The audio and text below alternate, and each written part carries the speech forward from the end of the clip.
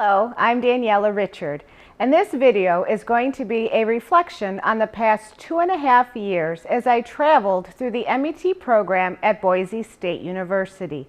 A bit of background on myself. I've been teaching high school social studies for 9 years, and I am currently working at a Title I school district just north of Detroit, Michigan. Although I learned many tools and strategies in all of my classes, there are a few classes that stick out more than others. In this video, I will discuss classes such as EdTech 501, Online Learning K-12, Advanced Online Learning, PBL, and the word facilitation. The first class that I took in the MET program was EdTech 501 with Dr. Schroeder. This class was the most difficult class that I had took throughout the program. I was introduced to what felt like dozens of new websites and technology in a very short period of time. The biggest and most overwhelming piece from her class was learning Google+.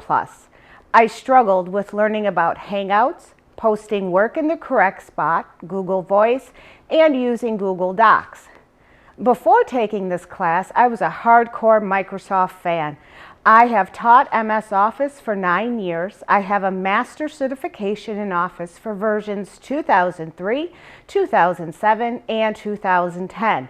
I thought Google Docs was a ridiculous program and a waste of time.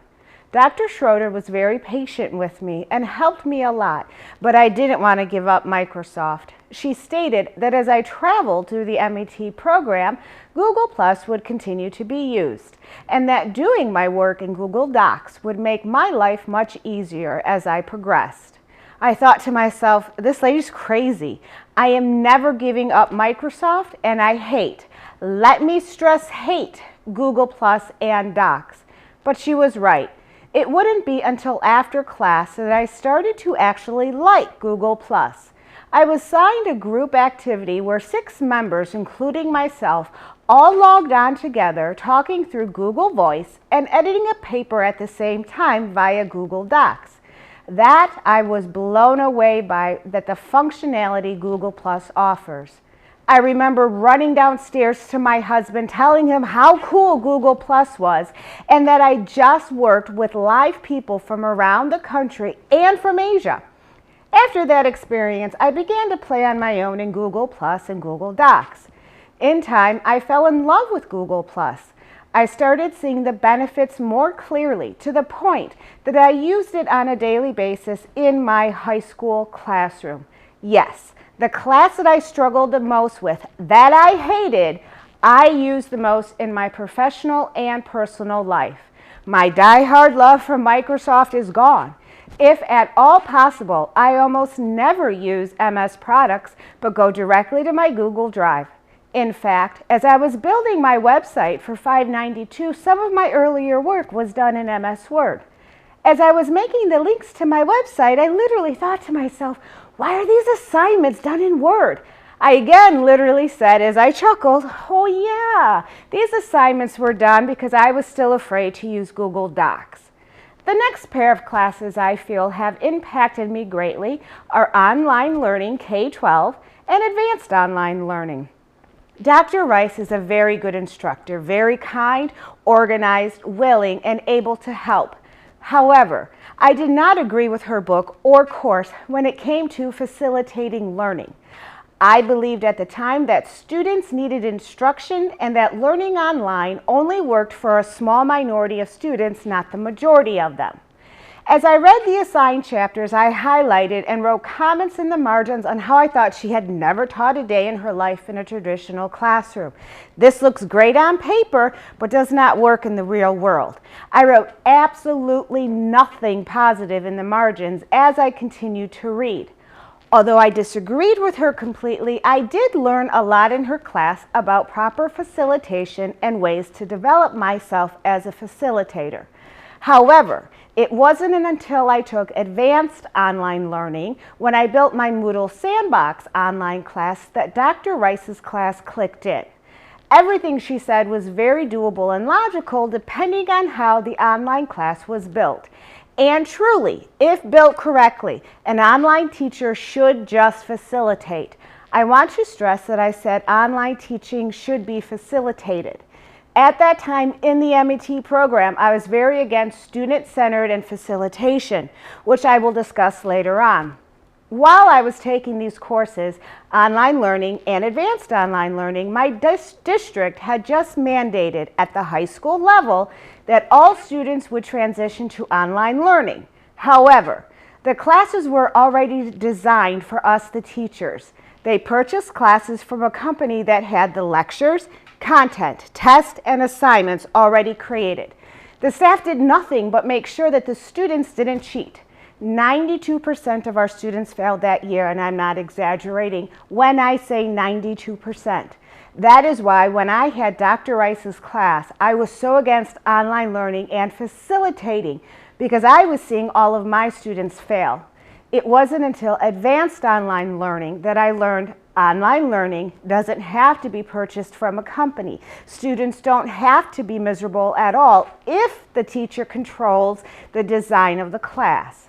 However, the teacher has to have complete control over the design and implementation and has to have the knowledge to be a proper facilitator. The next class that affected me a lot was learning about PBLs. I already knew about PBLs from my undergrad classes and professional development days at work.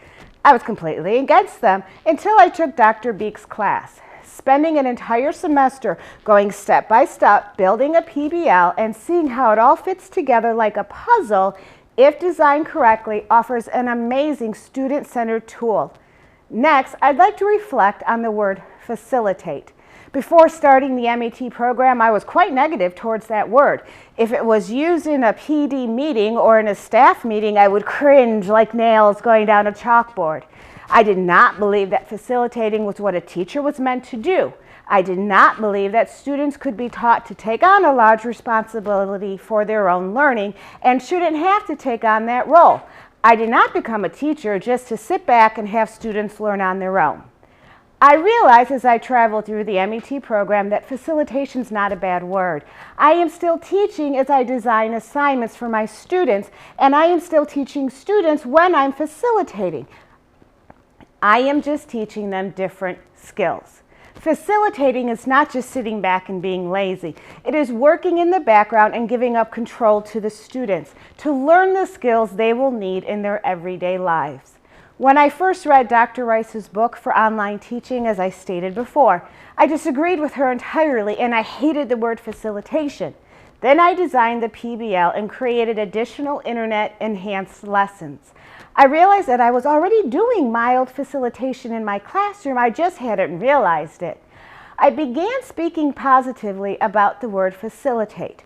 Because of what my high school had went through with the online learning year, the staff hates that word. And as things come up in PD, I am the only one that now speaks positively about facilitating and designing student-centered assignments.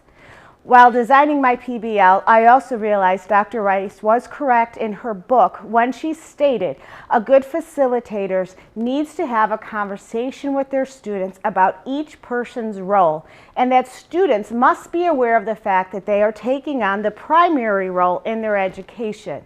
This is a conversation I'm currently having with my students as I slowly break them into more student-centered assignments. Dr. Rice's book, that I first hated, is actually one of my favorite books now. I'd like to finish by stating that I enrolled in the MET program not to learn how to incorporate technology into the classroom.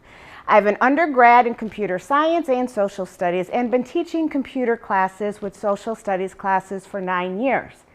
I enrolled in the MET program because I wanted to have a master's from a well-respected institution focusing on student-centered and online learning because I believed so strongly against it.